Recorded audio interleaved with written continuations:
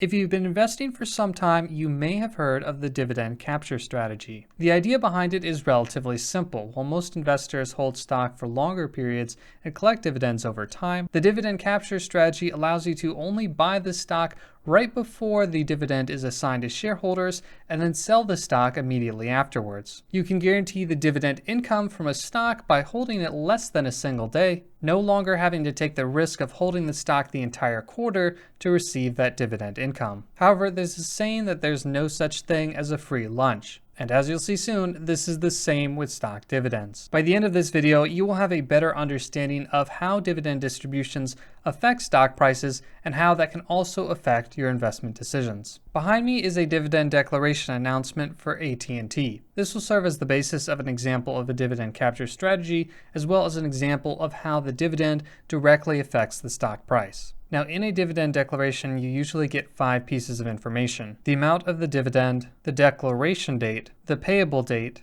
the record date, and the ex-dividend date. The 2 most important being the ex-dividend date and the actual dividend amount. To get a better understanding of what all these dates mean, you can reference the chart behind me. In layman's terms, the declaration date is when the dividend's announced. The ex-dividend date is the day you need to own the shares in order to get the next dividend. The record date is when your ownership of those shares and assignment of the dividend is recorded. And the payment date is when you'll actually see that dividend payment in your brokerage account. Of the 4, the most important is the ex-dividend date because you need to own the stock on this date in order to be eligible to receive the next dividend. Knowing this, how the dividend capture strategy would work is that you would buy the stock before the ex-dividend date, ideally the day before, and then once the ex-dividend date came around, you'd sell the stock knowing that you've now guaranteed that dividend income, which you'll receive on the payment date. So in short, to capture a dividend, you must buy before the ex-dividend date and then sell on the ex-dividend date. Now, some new investors might mistake this strategy for an arbitrage situation.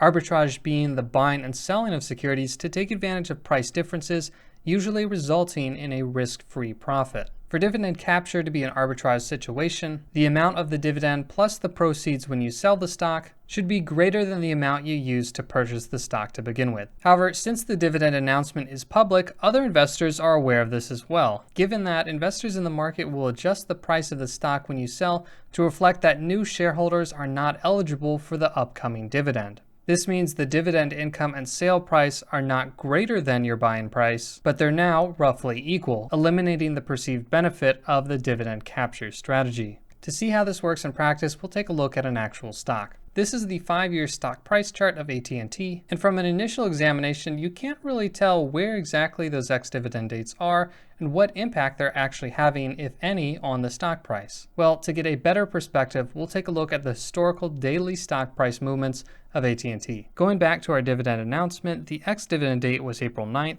So on that day, given that new investors no longer are eligible for the 51-cent dividend, we would expect the price to reflect that and be adjusted downward by around 51 cents. Does that actually happen? Well, let's find out. So for this daily price data, we'll take a look specifically at this second column here, the open price, the price that the stock began trading at the start of that trading day, and the closing price or the last quoted price of that trading day. We'll be looking at the difference in price at the end of the trading day on April 8th to the beginning of the trading day on April 9th. Since the ex-dividend date is April 9th, only investors who are holding the stock at the end of day on April 8th were eligible for the dividend. At the end of that closing day, the price of AT&T was $32.39. When the stock opened the next day, shareholders were then entitled to receive the next dividend. However, the price was adjusted downward to reflect this fact. You can see that the price opened at $31.85, or 54 cents lower than the prior day close. Now note, this isn't exactly the same as the 51-cent dividend,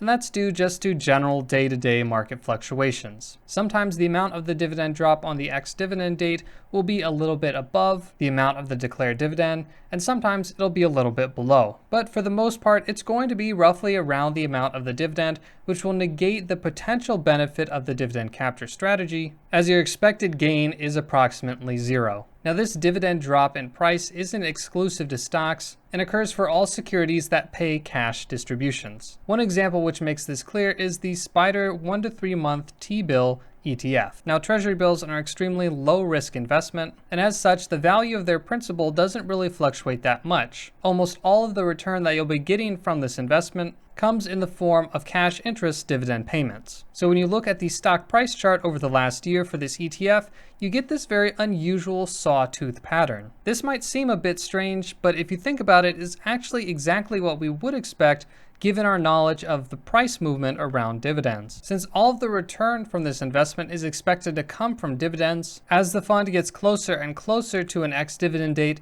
investors realize that a dividend payment is coming up soon, and gradually the price of the fund is bid up to the expected dividend amount. Once the ex-dividend comes around and that dividend is assigned, we get the expected dividend drop that brings us back to our baseline. The more volatile the price of the asset, the harder it becomes to spot these dividend drops in a daily price chart. And there's another disadvantage with a dividend capture strategy, which is that dividends earned in this manner do not count as qualified dividends, which benefit from the lower long-term capital gains tax rates in the United States. Understand that you'll need to pay your highest marginal tax rate on those captured dividends. We can take some of the lessons learned from the dividend capture strategy and also apply them to long-term investors. Because of the dividend drop, we now know there isn't any particular benefit to buying a stock specifically before the ex-dividend date to get the new dividend. On the other hand, if you're planning to sell a stock that you own that pays dividends, there's not an advantage to waiting until the next ex-dividend date to sell, because although you will capture that dividend, it will be reflected in the upcoming dividend price drop. So for long-term investors, I would advise not to let the dividend dates affect your long-term investment decisions. Overall, I hope this video helped give you a better understanding of how dividends affect the stock price and why the dividend capture strategy is not really a good strategy. Anyway, thank you for watching. My name's Michael, and I will see you in the next video.